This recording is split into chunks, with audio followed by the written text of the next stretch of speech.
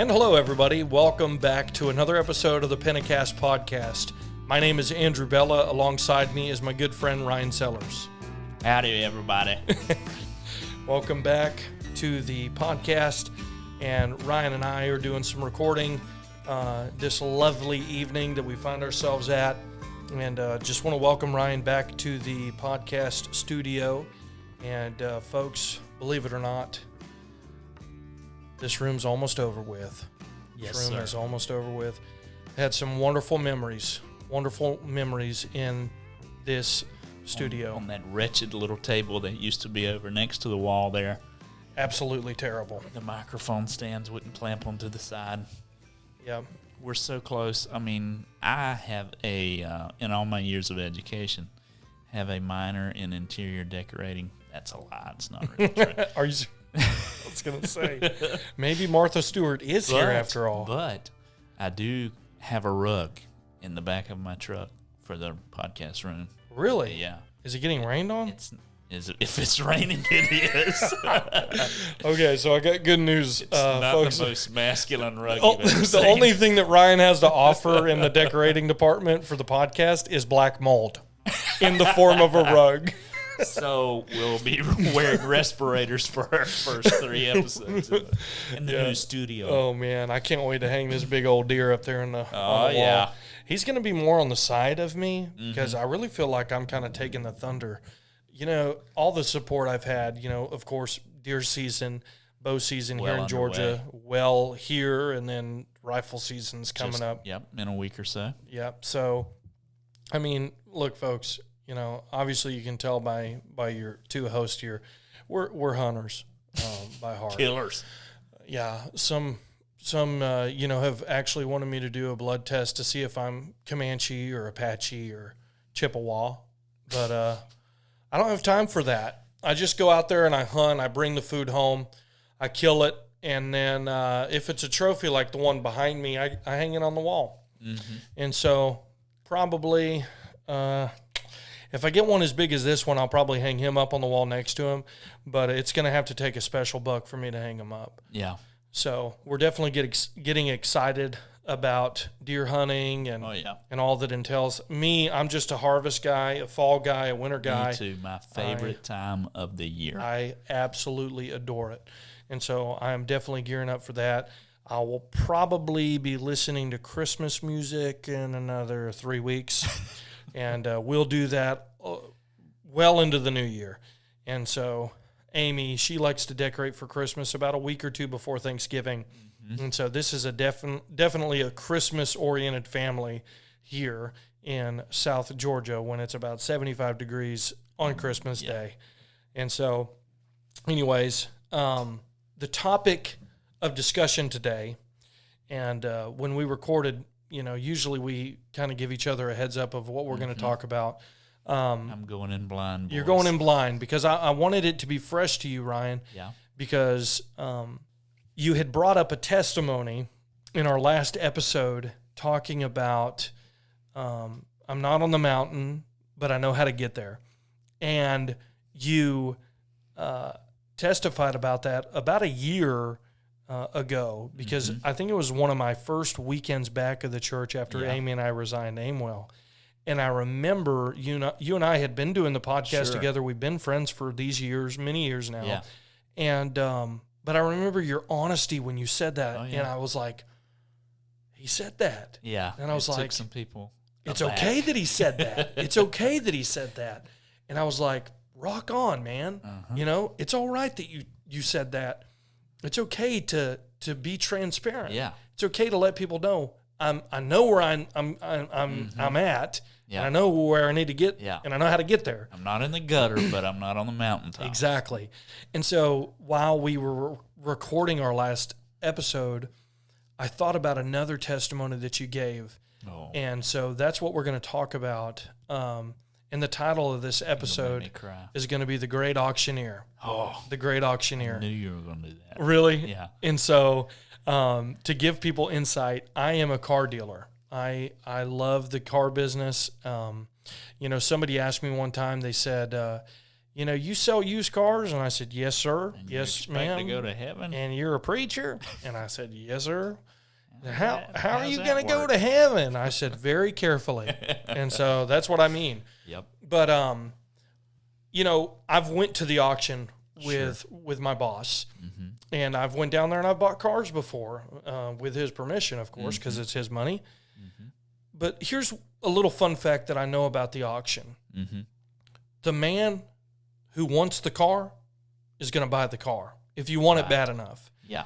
There's certain aspects of the auction you got to watch out. There's sharks. There's people that you go down there, man. It's cutthroat. I mean, you can feel it. It's just like, people say when they fly into Jerusalem, the holy city, and they're walking around.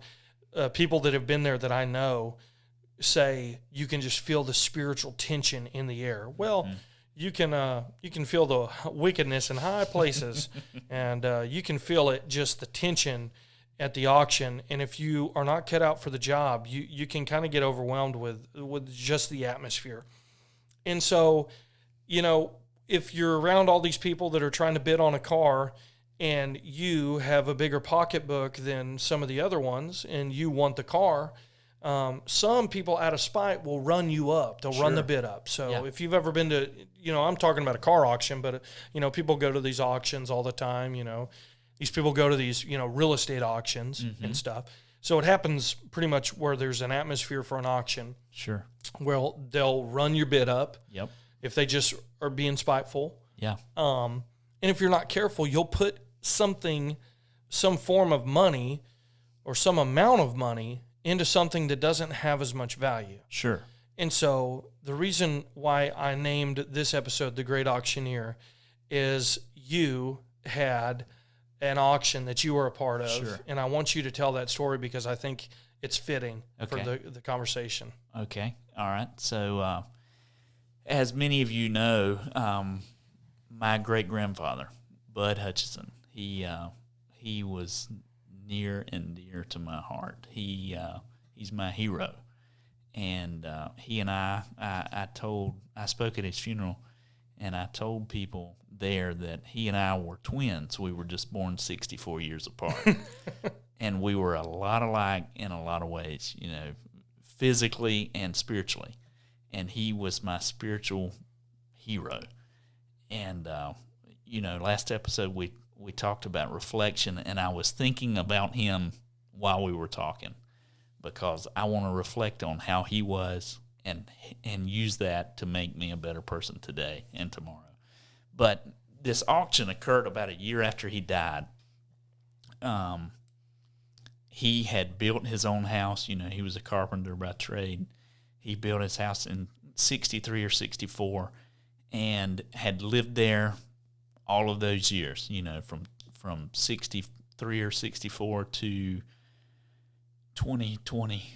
He died in 2020. So, 2019, 2020, he lived there all those years. So, in that time, they amassed a lifetime of things. Yeah. And a year later, it's my grandfather and his sister are the siblings of Bud and Thelma. And they decided to have an auction, an estate sale, which I thought was a terrible idea, but just because that stuff is sacred to me. Yeah. And so anyway, they tell me when the auction's going to be, and I'm, of course, going to go. So that morning, I leave the house and take plenty of money. And or so you thought. yeah. Well, anyway, I got there, and his front yard was nothing but picnic tables or folding tables, the entire length of the yard with every physical belonging that they had on those tables, and then random people digging through it, and I'm just like... Making your blood boil. Yeah. That stuff, like I said, is sacred to me, and they don't have the privilege to even touch it, Right. And it's nothing, there's nothing there that's worth any money. It's just, it was his, so it's sacred to me. Anyway, so before the auction started, they let us walk through and look at everything. So there were some things, before I even got there that I knew I wanted. And then what spawned this testimony was something that I didn't even know he had. I was looking through all the belongings, and in one box was 2 gold pocket watches. I didn't even know he had them. And I actually, it's funny that we're talking about this now, because they're on my nightstand, and I looked at them before I came here. But I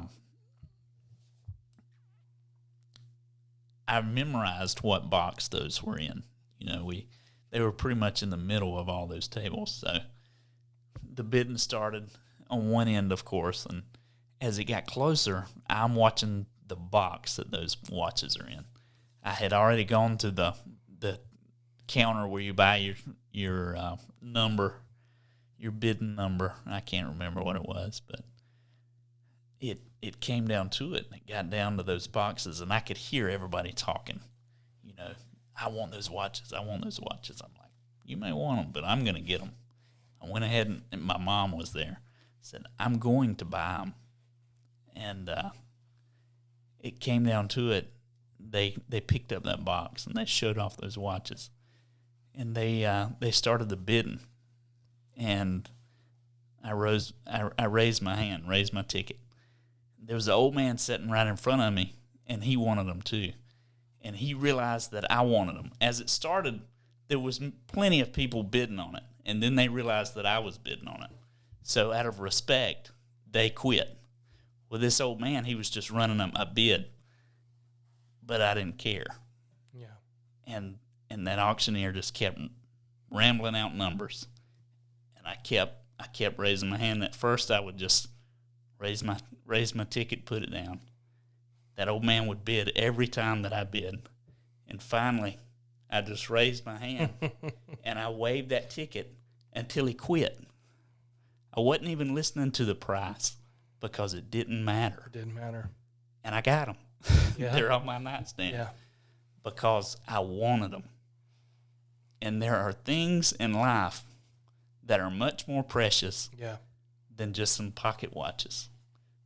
What's in here is much more valuable. Is priceless. Yeah. And how often do we throw our ticket away? Yeah. And say, throw away our experience. And say, it's not even worth my bid. Yeah. But when we look at people, we should say, they're worth it. They're worth it. Yeah. They're worth it. And God himself is looking at you and I. It doesn't matter what the price is. It doesn't matter the cost is. It doesn't matter what it is. Yeah. I'm bidding for Andrew. Yeah. Because he's priceless to me. Yeah. And that is the truth. Yeah. That testimony lit a fire under the entire church when you gave that testimony, because at the point where it didn't matter how many, and you know who that other bidder is who's running up the bid, it's the devil. The devil. And God sent his son to make sure you purchase them with blood. Yes. You purchase them with your blood. Yep. And I'm going to give the most precious thing I have to give. Yeah. My only begotten son. Yeah. So that you won't perish. Shouldn't that show people how valuable that they are? Yes. That testimony means so much to me, and I think about it often. But it hit me the last time we were recording. I thought, I have to put that on the air, because there's somebody who's probably listening to this to think, you know what, I don't feel like I'm valuable, or I don't think that my experience is valuable. Right. You can look at this in many, many different ways, but I would encourage people to look at it. Your experience is valuable because of who gave it to you. Right. Christ himself. That's right. And don't stop bidding on yourself. Don't stop the bid so early because you feel insufficient. When That's Christ, I don't know what these pocket watches, were they in pretty good shape? Yeah. They were in decent shape. Think of the vessel that we are. Sure. An ugly, marred vessel that Christ says, I don't care what dollar you put on the sign, they're mine. Yeah. They're mine. Unwavering. Yep. Relentless in his pursuit for mankind. That's our Savior. That's right. I heard a story that I think ties in line with this. There was a man that I heard got saved. I knew him personally, actually. and his testimony is just amazing to me. He had lived a terrible, wicked life, and was a terrible drinker, drugs and the whole nine yards. But he had a really good job. Wore a suit to his office. Well, he gets invited to a church and gets saved. Okay, he's living in an apartment complex. So when he gets home from revival or where the service that he was attending, he goes to his house and he gets a cardboard box. He puts all the things that he was watching that he shouldn't have watched, all the things that he was partaking in that he shouldn't have partook in, and he puts it in a cardboard box and he cleans house. I'm living for God. He puts everything in there, all of his sin in this box. And when he wakes up in the morning, he puts on his suit and his tie, fixing to head out to work, and he throws this cardboard box into the dumpster at his apartment complex. All day, the devil got to wearing on him. That experience that you got, it was, phony. You're doing this out of emotion. You don't have to give this up or that up or this. And the devil convinced him to drive back when he got off of work and look for that cardboard box that he threw in the dumpster. Well, realizing that the trash truck did not deliver that day, the trash is stacked up high, but he knows that box is at the bottom of it because he dropped it off this morning. Mm-hmm.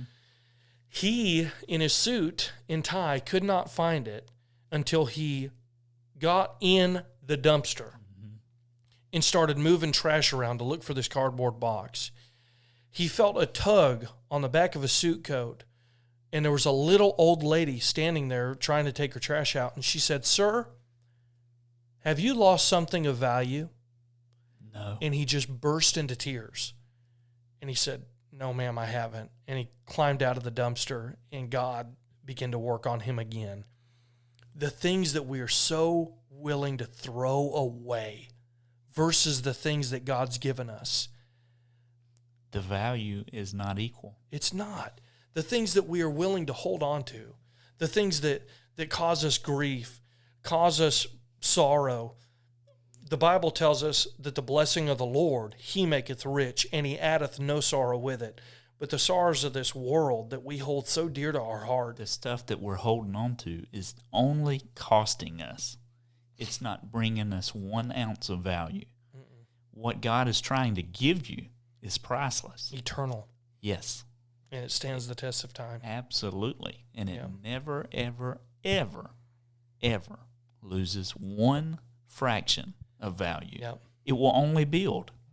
If the longer you live, you listen to the old saints in your church, they'll testify and they'll tell you what a lifetime for Christ is worth as best they can.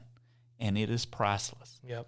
Whether you've been saved 1 minute or 50 years, your testimony is priceless. And what God has done for you is priceless. For sure. Don't forget it. Don't let the devil convince you to crawl into a dumpster and dig for something that's not worth your time, that's not worth your experience. He will throw things in your lap, no matter how long ago it was, whether it was this morning or 20 years ago. He'll try to bring that box of junk back into your life. Back into your life and back into your heart, and it's not worth it. It's not worth it. Leave it in the dumpster. Leave it in the dumpster. What was it? Esau sold his birthright for a pot of soup. I don't want to sell out. No. I don't. God's been good to me. Yes, sir. Last week we reflected on how good he's been. We've got redirected on our focus of the future of what God wants to do in our life.